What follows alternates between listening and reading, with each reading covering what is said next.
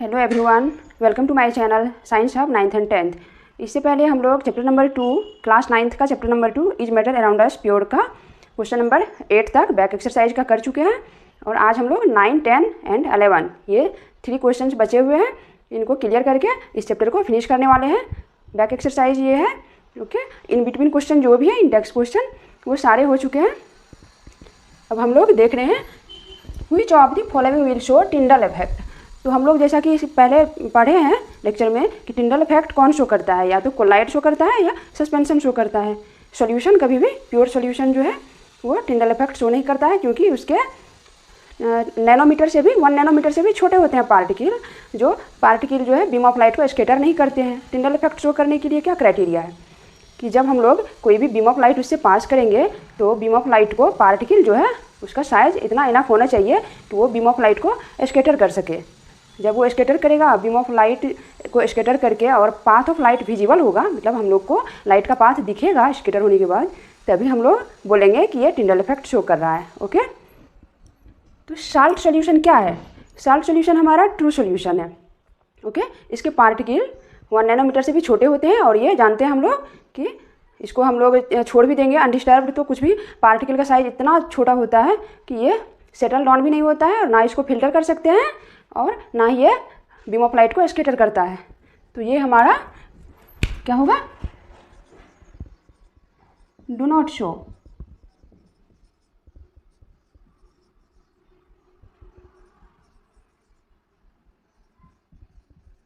Tyndall effect ये हमारा show नहीं करेगा salt solution.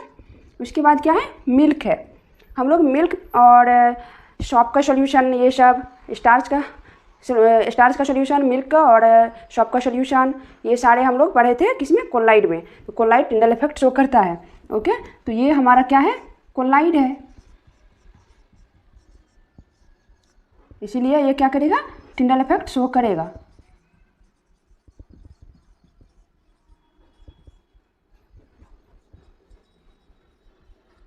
Tyndall effect show करेगा, ओके। कॉपर सल्फेट का सॉल्यूशन है, ये भी हमारा क्या है? प्योर सॉल्यूशन है, क्योंकि कॉपर सल्फेट क्या होता है? अच्छे से मिक्सअप हो जाता है, इवनली डिस्ट्रीब्यूट हो जाता है, ओके।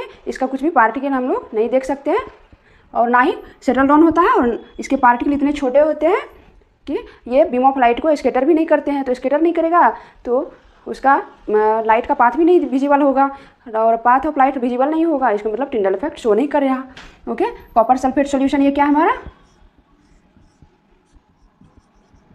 ट्रू सॉल्यूशन है। ये भी क्या करेगा? Do not show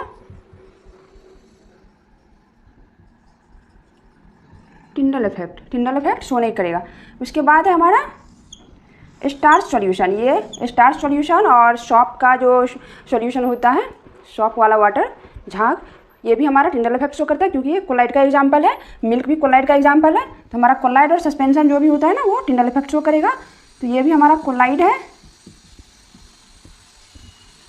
show Tyndall effect. ये भी टिंडल इफेक्ट शो किया। उसके बाद नेक्स्ट है क्वेश्चन नंबर 10, ओके। ये क्या बोल रहा है? Classify the following into elements. कौन सा एलिमेंट्स है, कौन सा कंपाउंड्स है और कौन सा मिक्सचर्स है, ये क्लासीफाई करना है। तो सोडियम क्या है हमारा? इसको Na से डिनोट करते हैं। ये हमारा एलिमेंट है। पीरियोडिक टेबल में जितने भी एलिमेंट है वो हमारे प्योर सब्सटेंस है। तो ये पीरियोडिक टेबल का ही एलिमेंट हुआ ना, सोडियम एलिमेंट है, ओके। सॉइल क्या है हमारा? मिक्सचर है। किसका किसका? सिल्ट, सॉइल, अच्छा सॉइल है ना, हाँ। सॉइल तो हमारा मिक्सचर है ही। सैंड, सिल्ट एंड क्ले का मिक्सचर है।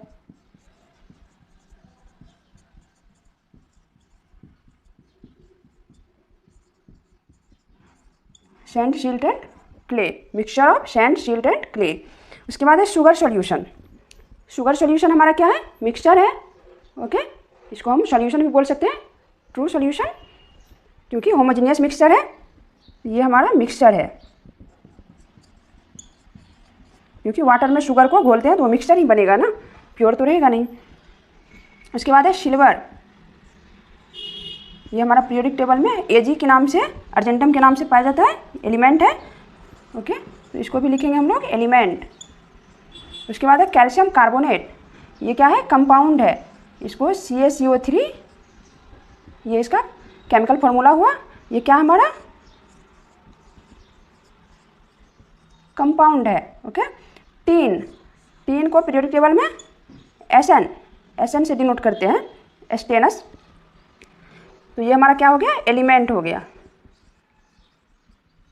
सिलिकॉन, सिलिकॉन भी पीरियोडिक टेबल में देखिएगा कार्बन वाले फैमिली का है। ओके, तो ये भी हमारा क्या हो गया, एलिमेंट है।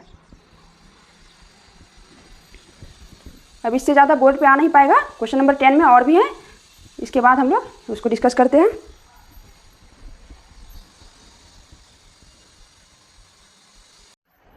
अब हम लोग क्वेश्चन नंबर 10 का जो बचा हुआ था उसको देख रहे हैं। कोल क्या है हमारा, कोल भी क्या है, मिक्सचर है। इसमें कार्बन, हाइड्रोजन और भी बहुत सारे चीज़ अलग अलग कंपोजिशन में मिलके बने होते हैं, तो ये भी हमारा मिक्सचर है। कंपोजिशन अलग अलग हो तो मिक्सचर, कंपोजिशन यदि फिक्स हो तो क्या होगा, कंपाउंड। ओके, तो इसमें कार्बन हाइड्रोजन इसमें भी रहता है और मीथेन में भी कार्बन हाइड्रोजन ही रहता है, बट मीथेन क्या है, हमारा कंपाउंड है और कोल जो है मिक्सचर है, क्योंकि कोल में जो कार्बन और हाइड्रोजन का कंपोजिशन है वो इवनली नहीं होता है, एक जैसा नहीं होता है, कहीं कुछ मतलब रेशियो डिफरेंट रहता है। ओके, तो ये हमारा मिक्सचर हो गया। एयर भी हमारा क्या है, अलग अलग गैस का मिक्सचर है। जैसे नाइट्रोजन गैस होता है, ऑक्सीजन गैस होता है, हीलियम होता है, कार्बन डाइऑक्साइड होता है और भी बहुत सारे गैस होते हैं। तो ये भी हमारा क्या है, मिक्सचर है। शॉप, शॉप क्या है हमारा, शॉप भी मिक्सचर है, क्योंकि बहुत सारी चीज़ मिलकर ये भी बने होते हैं।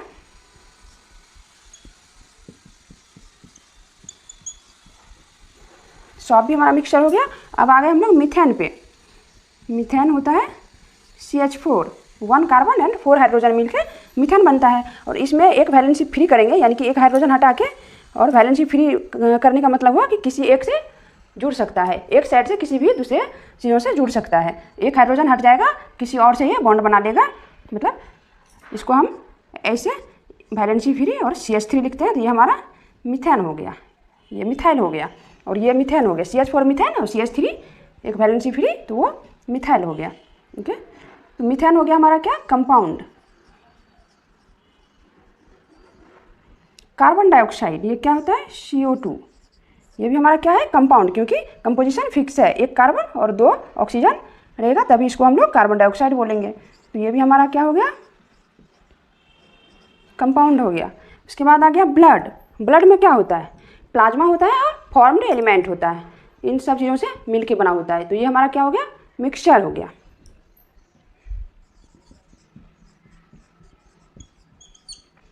इसमें क्या क्या पाया जाता है, 55%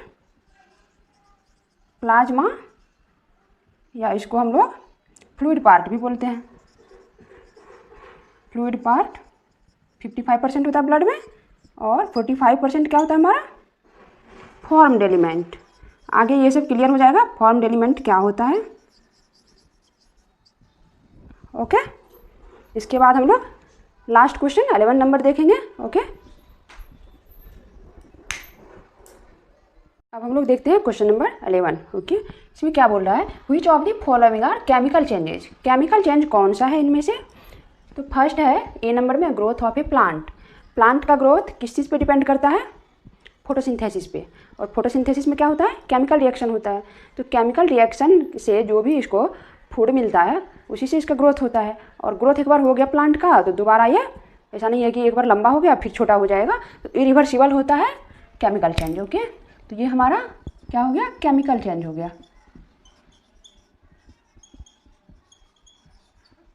उसके बाद है रस्टिंग ऑफ आयरन। ये भी हमारा क्या है, केमिकल चेंज है, क्योंकि रस्ट कैसे लगता है, जब कोई भी आयरन का सामान है, लोहा का सामान है, उसमें जब मॉइस्चर के प्रेजेंस में आता है, मॉइस्चर के कांटेक्ट में आता है, तो क्या होता है, मॉइस्चर के प्रेजेंस में वो ऑक्सीजन से रिएक्ट कर जाता है और क्या बनाता है, आयरन का ऑक्साइड बनाता है, कंपाउंड, जिसको हम लोग रस्ट बोलते हैं। तो ये भी हमारा क्या हो गया, केमिकल चेंज हो गया, क्योंकि ये क्या करता है, हमारा एयर क्या कहते हैं, मॉइस्चर के प्रेजेंस में हमारा ऑक्सीजन से रिएक्ट करके आयरन का ऑक्साइड बनाता है। Okay, in presence of moisture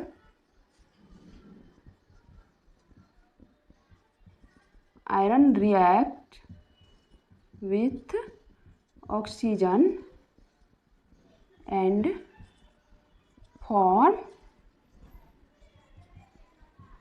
iron oxide compound. Okay, क्या करता है, मॉइस्चर के प्रेजेंस में ऑक्सीजन से रिएक्ट करता है और ये चेंज हो जाता है आयरन के ऑक्साइड में, आयरन ऑक्साइड कंपाउंड बनाता है। ओके, उसके बाद है mixing of iron filings and sand. Sand में यदि हम आयरन को मिक्स कर दें तो वो क्या हो गया, उसको तो इजीली हम लोग मैग्नेट से सेपरेट कर सकते हैं, मतलब वो रिवर्सिबल हो सकता है, दोबारा से वो सेपरेट हो सकता है। तो ये हो गया हमारा फिजिकल चेंज।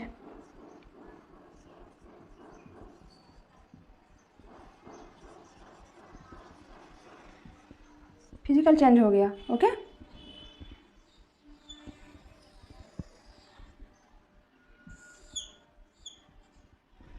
केमिकल चेंज, इसका ये एक्सप्लेनेशन है। Mixing of iron filings and sand, ये फिजिकल चेंज है क्योंकि इसको हम लोग मैग्नेट के थ्रू इजीली सेपरेट कर सकते हैं और अगेन मैग्नेट से इसको आयरन को अलग कर सकते हैं, सैंड को अलग कर सकते हैं। कुकिंग ऑफ फूड, फूड को जब एक बार हम लोग कुक कर देते हैं तो दोबारा वो रॉ मटेरियल गेन नहीं हो सकता है, तो ये इरिवर्सिबल होता है केमिकल चेंज। तो यहाँ पे ये हमारा क्या हो गया, केमिकल चेंज हो गया क्योंकि इरिवर्सिबल है, दोबारा से हम लोग रॉ मटेरियल रिगेन नहीं कर सकते हैं। Can not regain raw material. Okay, दोबारा हम लोग रॉ मटेरियल को रिगेन नहीं कर सकते, मतलब अगेन हम लोग रॉ मटेरियल गेन नहीं कर सकते हैं। तो ये हमारा क्या हो गया, केमिकल चेंज हो गया।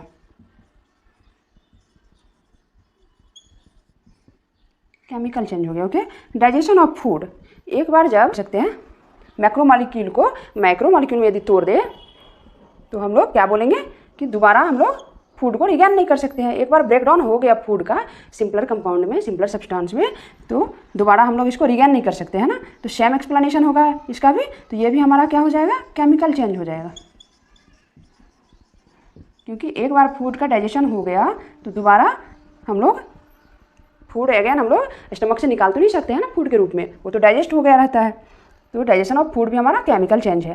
फ्रीजिंग ऑफ वाटर, वाटर को यदि हम फ्रीज किए तो उसको अगेन हम लोग जब फ्रीजर से निकालते हैं, फ्रीज से निकालते हैं तो वाटर के फॉर्म में ला सकते हैं। तो ये हमारा फिजिकल चेंज हो गया क्योंकि इसका कोई भी अंदर का कंपाउंड जो है H2O, उसका कंपोजिशन डिस्टर्ब नहीं हो रहा है, वो रिएक्ट नहीं कर रहा है किसी चीज़ से, बस स्टेट इसका चेंज हो रहा है। ओके, तो ये भी हमारा फिजिकल चेंज हो गया।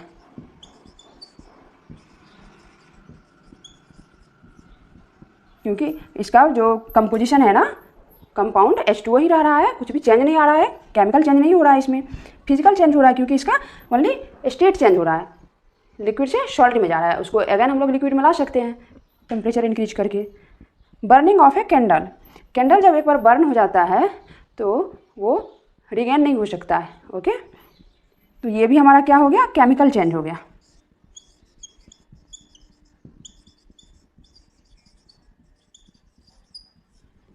बहुत जगह इसके बारे में फिजिकल चेंज भी दिया हुआ है क्योंकि वो जो उसका वैक्स होता है ना, वो पिघल के थोड़ा सा जमा होता है तो उसको बोला जाता है कि मतलब वैक्स तो रिगेन हो रहा है ना, बट वो रिगेन थोड़ी होता है, कोई काम का नहीं रह जाता है। उसको हम लोग अगेन उससे बच भी जाता है वैक्स, तो उसका धागा जो बर्न होता है ना कैंडल का, उसके साथ क्या होता है, बहुत सारा वैक्स बर्न आउट हो जाता है और बर्न होने के बाद वो नीचे थोड़ा बहुत रहता है।